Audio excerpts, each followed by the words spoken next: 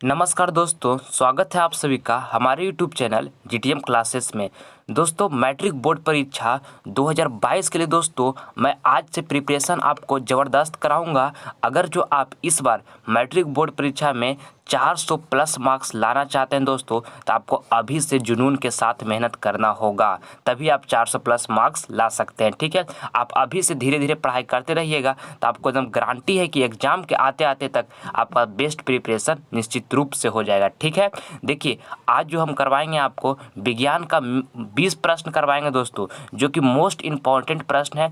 आपको एग्जाम में इसी 20 प्रश्नों में से 3-4 प्रश्न देखने को मिलेगा। ठीक है, इसलिए एक भी प्रश्न को स्किप नहीं कीजिएगा, पूरे क्वेश्चन को आप अच्छी तरीके से समझिएगा। ठीक है, देखिए पहला प्रश्न देखिए। और दोस्तों आपके लिए हमारे तरफ से एक मोटिवेशनल कोट कि ना संघर्ष ना तकलीफ तो क्या खाक जीना जिंदगी में, बड़े बड़े आसमां भी थम जाते हैं जब आग लगी हो सीने में। दोस्तों जब आपने ठान लिया कि 400 प्लस मार्क्स हमको लाना है, तो कितना भी बड़ा आसमां आपके सामने आ जाए तो वो आपको थम ही जाएगा। 400 प्लस लाने में आपको किसी की दुनिया की औकात नहीं है कि रोक देगा आपको। ठीक है, अगर जो आपने ठान लिया है तो।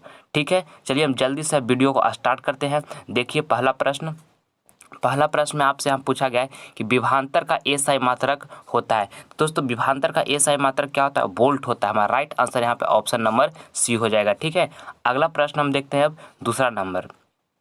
इसमें कह रहा है कि किस उपकरण में घन प्लस और ऋण माइनस का चिन्ह नहीं होता है। दोस्तों किस उपकरण में घन प्लस और ऋण माइनस का चिन्ह नहीं होता है? तो इसका राइट आंसर जो होगा दोस्तों हमारा ऑप्शन नंबर बी हो जाएगा, कुंडली में नहीं होता है। ठीक है, ऑप्शन नंबर बी हमारा बिल्कुल राइट है।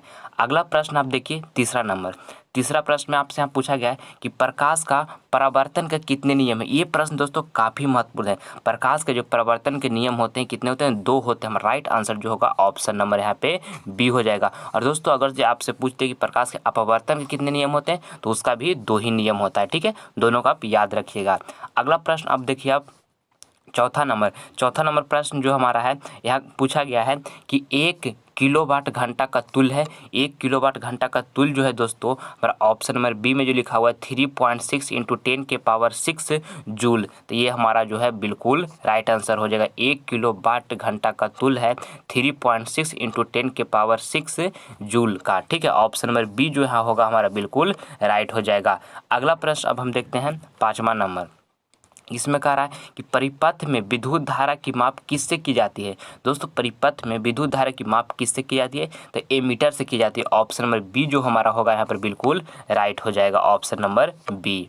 अगला प्रश्न आप देखिए, छठा नंबर प्रश्न में आपसे यहाँ पूछा गया है कि प्रकाश में साबुन का बुलबुला रंगीन प्रतीत होता है, तो किसके कारण ऐसा होता है? दोस्तों ये आपसे पूछा गया है। तो इसके जो प्रकाश में जो साबुन का बुलबुला है रंगीन प्रतीत होता है, किसके कारण होता है? तो प्रकाश के व्यतिकरण के द्वारा होता है। ठीक है, इसलिए हमारे यहाँ राइट आंसर जो होगा ऑप्शन नंबर कौन हो जाएगा? डी जो होगा हमारे यहाँ पर बिल्कुल राइट हो जाएगा। अगला क्वेश्चन हम देखते हैं अब 7वां नंबर प्रश्न में आपसे यहाँ पूछा गया है कि सूर्योदय और सूर्यास्त के समय सूर्य का रंग लाल होने का कारण है। सूर्योदय दोस्तों सूर्यास्त होने का जो समय जो होता है, सूर्य का जो रंग है उसका लाल होने का कारण क्या है? तो ये परिकिरण के कारण होता है दोस्तों, जिसको हम बोलते हैं स्कैटरिंग। ठीक है, ऑप्शन नंबर यहाँ पर सी जो होगा बिल्कुल राइट होगा। ये काफ़ी महत्वपूर्ण प्रश्न दोस्तों, इसको भी आप याद रखिएगा। ऑप्शन नंबर सी यहाँ पर राइट होगा कि जब पूछेगा कि सूर्योदय और सूर्यास्त के समय सूर्य का रंग जो है लाल होने का प्रतीक किसके कारण होता है? तो परिकिरण के कारण होता है। ऑप्शन नंबर सी यहाँ पर बिल्कुल आपका राइट हो जाएगा।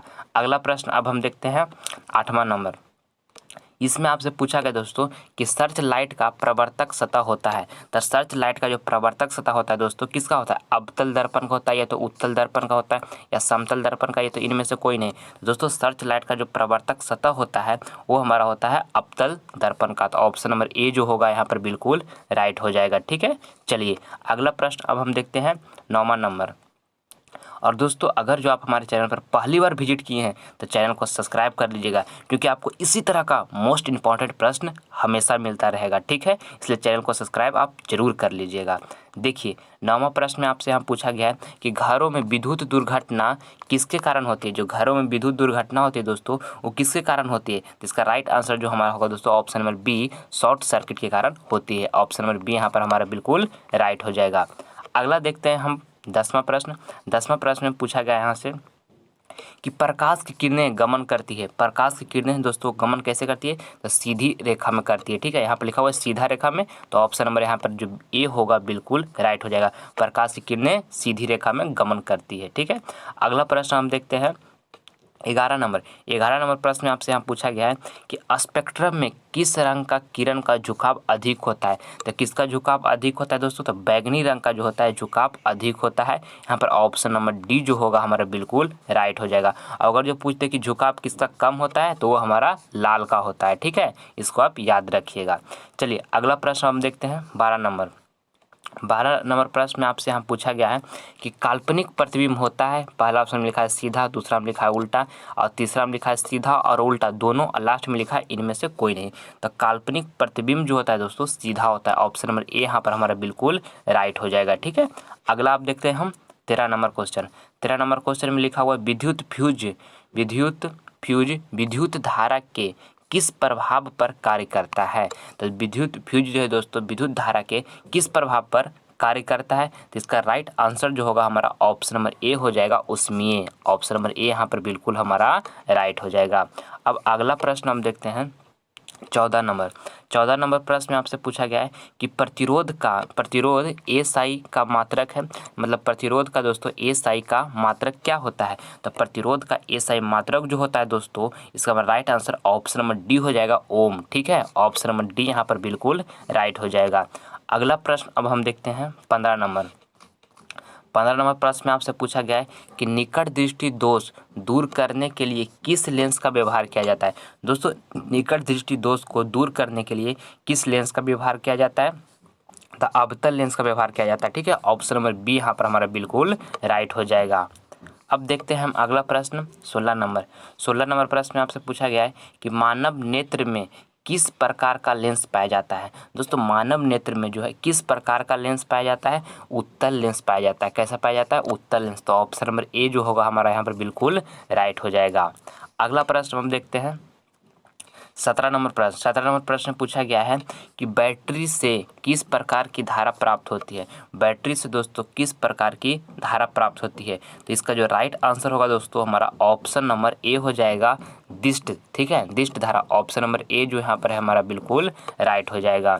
अगला प्रश्न अब हम देखते हैं 18 नंबर प्रश्न में आपसे यहाँ पूछा गया है कि एक गोलीय दर्पण की वक्रता त्रिज्या 40 सेंटीमीटर है, तो इसकी फोकस दूरी होगी। देखिए दोस्तों यहाँ पर आपको बताया गया होगा कि अगर जो हम निकालते हैं एफ बराबर एक हमारा क्या फार्मूला होता है, RY2 ये फार्मूला होता है। और हमको यहाँ फोकस दूरी पूछा गया। अब वक्रता त्रिज्या जिसको हम R से डिनोट करते हैं, वक्रता त्रिज्या क्या डिनोट करते हैं, R से, जो हमको 40 सेंटीमीटर दे दिया गया, तो फोकस दूरी पूछा है। तो यहाँ से अगर जो हम एफ निकालेंगे तो क्या निकल जाएगा, R कितना दिया हुआ है हमारा 40, और यहाँ पर बट्टा में कितना है 2, तो 2 करेंगे तो यहाँ काट जाएगा कितना टाइम में, 20 टाइम में। तो हमारा 20 सेंटीमीटर जो होगा इसका राइट आंसर हो जाएगा। ऑप्शन नंबर सी बिल्कुल राइट है। ठीक है, अगला इसको याद रखिएगा दोस्तों कि एफ बराबर R/2 होता है। ठीक है, ये काफ़ी ही मोस्ट इंपॉर्टेंट क्वेश्चन है, हमेशा आपको एग्जाम में पूछा जाता है। ठीक, देखिए 19 नंबर प्रश्न को आप देखिए। अब इसमें पूछा गया आपसे दोस्तों कि प्राथमिक रंग का उदाहरण है। प्राथमिक रंग का जो उदाहरण है कौन है, तो लाल है, हरा है, नीला है। ठीक है, लाल, हरा, नीला जो है दोस्तों प्राथमिक रंग का उदाहरण है। ऑप्शन नंबर बी जो होगा बिल्कुल राइट हो जाएगा। अगला प्रश्न आप देखिए 20 नंबर प्रश्न में आपसे पूछा गया है कि इंद्रधनुष कितना प्रकार का होते हैं। ठीक है, तो इंद्रधनुष दोस्तों कितना प्रकार के होता है, तो इंद्रधनुष जो होता है 2 प्रकार का होता है, एक प्राथमिक इंद्रधनुष, एक द्वितीय इंद्रधनुष। ठीक है, तो यहाँ पर ऑप्शन नंबर हमारा बी जो होगा बिल्कुल राइट हो जाएगा। ऑप्शन नंबर बी, इंद्रधनुष कितने प्रकार के होते हैं, तो 2 प्रकार के होते हैं। दोस्तों आज का हमारा ये 20 मोस्ट इंपॉर्टेंट प्रश्न था। अगला वीडियो भी हम इसी तरह के जो भी सब्जेक्ट करवाऊंगा एकदम झाकेदार क्वेश्चन लाऊंगा, जो कि आपका मैट्रिक बोर्ड परीक्षा में दोस्तों 100% आने का संभावना होगा। ठीक है, इसलिए आज हम यहीं तक इस वीडियो को समाप्त करते हैं। अगला वीडियो भी हम आपके जल्द ही इस चैनल पे प्रोवाइड करेंगे। ठीक है, धन्यवाद।